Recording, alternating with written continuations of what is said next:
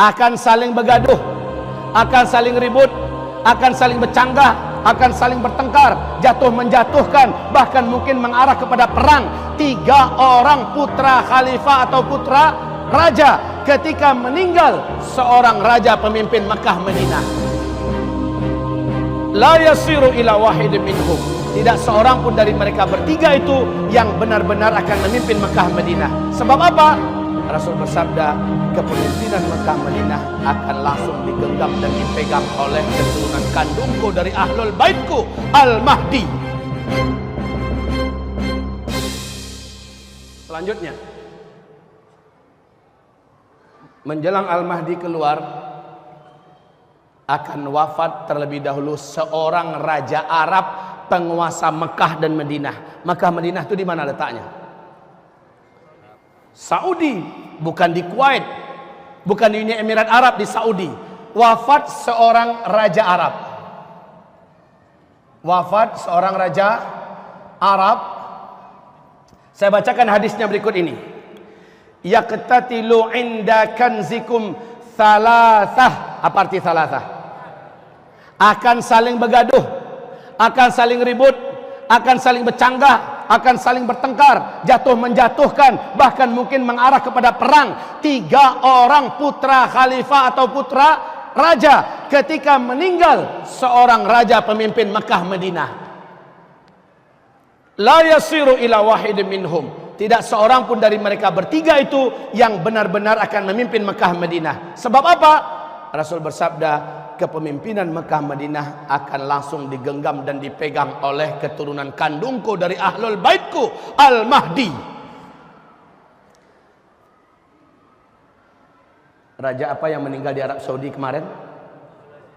Raja Abdullah, dalam usia 90 tahun, bulan Januari 2015. Yuk kita lihat pendiri Arab Saudi modern, namanya Raja Abdul Aziz bin Saud.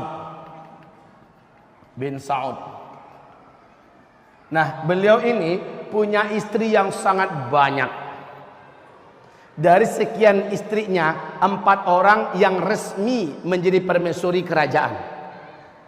Dari 4 orang ini lahirlah putra-putra dan putri-putri. Yang putra-putra inilah yang diangkat sebagai putra mahkota kerajaan. Jumlah mereka ada 12. 1, 2, 3, 4, 5, 6, 7, 8, 9, 10, 11, 12.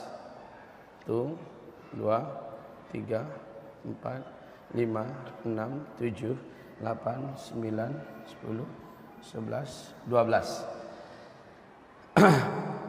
Perintah beliau yang sekarang menjadi undang-undang yang tidak boleh dirubah di Arab Saudi adalah tidak boleh menjadi raja di Arab Saudi siapapun para cucu selama putra-putra mahkota masih hidup.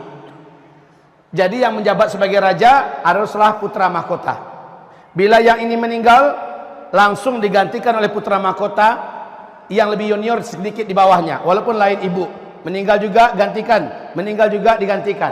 Sekarang kita hitung dari yang keempat, Pangeran Faisal, yang akhirnya menjadi Raja Faisal.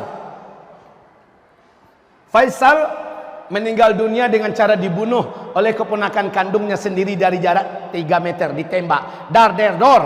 Keponakan kandungnya sendiri yang membunuh, yang baru pulang dari Washington. Kenapa? Faisal raja yang berani mengembargo Amerika Serikat. 1 bulan lamanya Amerika sakaratul maut gara-gara diembargo oleh Arab Saudi. Minyak tidak boleh disalurkan ke sana. Kaum muslimin, Faisal lah yang bersumpah dalam pidatonya akan membebaskan Al-Aqsa. Dianggap Faisal ini sebuah ancaman, dia dibunuh. Meninggallah Faisal. Setelah Faisal meninggal, digantikan oleh saudaranya Khalid, Pangeran Khalid. Khalid meninggal digantikan oleh Fahad. Fahad meninggal digantikan oleh Abdullah. Abdullah inilah yang menjadi tema kita sekarang. Abdullah tahun 2008. Dia sudah divonis oleh seluruh medis internasional, dianggap sudah mati secara medis. Artinya hidupnya sudah bergantung seluruhnya kepada obat-obatan dan peralatan medis. Nggak mungkin bertahan lama hidup. Ini menurut medis ya. Organ tubuh bagian dalamnya sudah cangkokan semua. Sudah cangkokan semua. Sementara bagian organ tubuhnya yang lain sudah dijangkiti oleh penyakit-penyakit yang tidak mungkin disembuhkan lagi. Tidak ada obatnya. Sehingga dia divonis menurut medis sudah dianggap mati secara medis. Tahun 2008 itulah beliau membaiat 3 putra mahkota, yaitu saudara-saudaranya yang akan menjadi raja setelahnya secara berurutan. 3 orang serentak dibaiatnya. Siapa? Pangeran Sultan, Pangeran Nayef, dan Pangeran Salman. Urutannya adalah Sultan yang pertama. Bila Sultan meninggal langsung diganti oleh Nayef yang kedua. Nayef meninggal baru Salman yang ketiga. Nah ini siapa ini? Ini adalah Talal, Pangeran Talal. Ini termasuk orang terkaya di dunia. Ini adalah Pangeran Mukrin. Baik, kaum muslimin, 3 orang ini dibaiat. Seluruh dunia menyaksikan Abdullah membaiat karena ini live di TV. Kaum muslimin, qadarullah. Ternyata Raja Abdullah umurnya panjang. Setelah 2008, 2011 Pangeran Sultan meninggal dunia terlebih dahulu. Menyusul Pangeran Nayef tanggal 16 Juni 2012 Pangeran Nayef meninggal dunia di London karena penyakit kanker. Abdullah masih hidup. Raja Abdullah baru meninggal bulan Februari 2015. Coba lihat 2 calon pengganti beliau dan meninggal duluan. Beliau masih hidup. Berapa orang sisanya berarti? 3, Salman, Talal, dan Mukrin.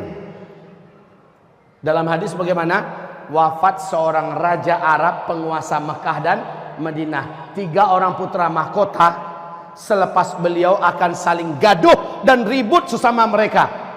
Tidak seorang pun dari mereka yang betul-betul menjadi pemimpin Mekah dan Madinah, karena Mekah Madinah saat itu akan jatuh ke tangan keturunan kandungku dari ahlul baitku Al-Mahdi, kata Rasulullah. Dan subhanallah, subhanallah, 3 orang ini ternyata punya karakter yang berbeda-beda.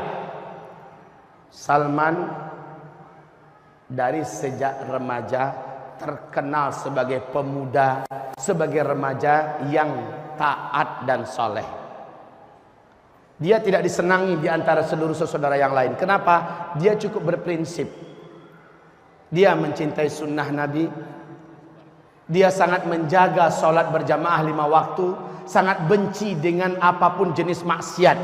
Dialah yang ketahuan dan diberitakan memukul saudara kandungnya sendiri yang ketahuan meminum minuman keras dan menggandeng perempuan. Dipukulnya sampai berdarah.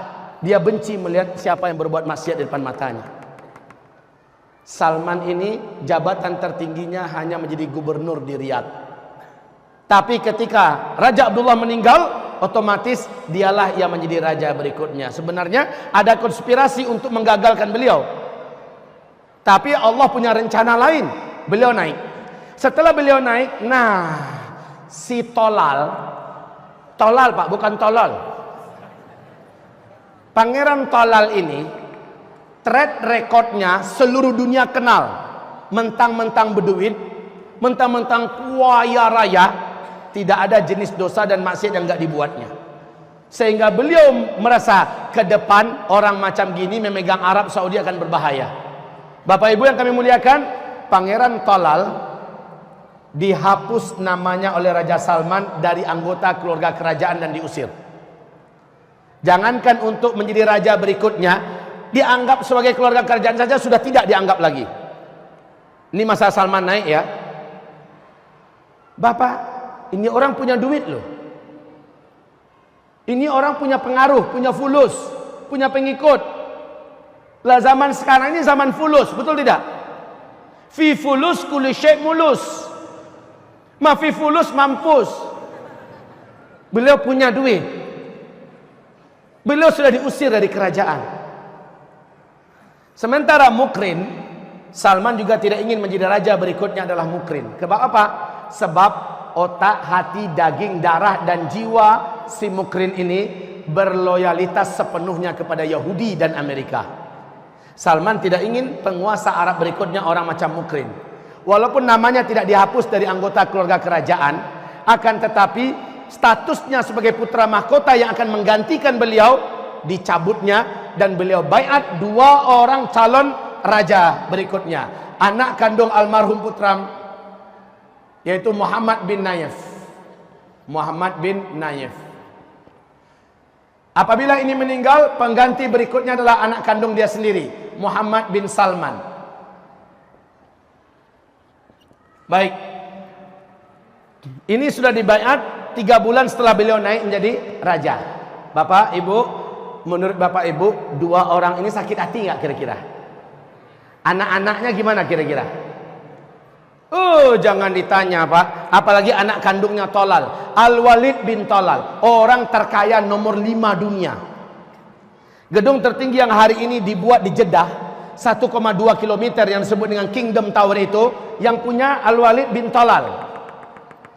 Sementara bapaknya sudah dibuang dari kerajaan, maknanya dia dengan keturunannya juga sudah tidak dianggap. Pasti duit akan bicara. Tentara bayaran bisa dibeli, senjata bisa didatangkan, kekacauan bisa diadakan. Betul tidak? Benar kata Rasulullah. Hari ini Pak, di tubuh kerajaan Arab Saudi sudah mulai kuat-kuatan. Ini sudah mulai membuat kubu, ini membuat kubu, dan duit bermain. Pasukan-pasukan bayaran sudah mulai disewa di mana-mana. Chaos dan keributan dirancanakan. Susah keadaan Raja Salman sekarang ini Bapak. Sudah ada rencana perebutan kekuasaan, bahkan ada upaya memberacuni dan membunuh Raja Salman. Padahal nggak pun dibunuh, beliau sudah sangat tua, beliau sudah sangat sepuh, dan sudah ada penyakit-penyakit permanen di tubuhnya. Tapi begitulah Pak, tidak ada seorang pun dari mereka bertiga yang berkuasa, karena Al-Mahdi lah yang akan memimpin. Menandakan apa ini? Dekat atau jauh lagi itu? Camkan ini baik-baik.